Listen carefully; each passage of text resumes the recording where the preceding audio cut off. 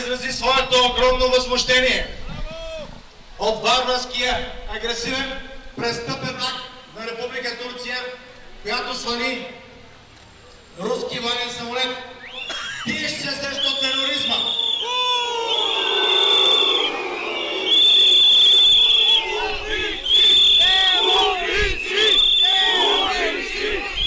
От тази сграда и от сградата на Американското посолство днес се командва българската държавна политика.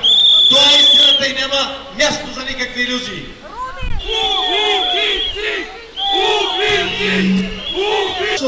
Това е една концепция за завладяване на Източна Европа в рамките на бившата Османска империя, такива каквито са били границите на едновремешната Османска империя, султаната, халифата, и те отново да бъдат присъединени към новия султанат.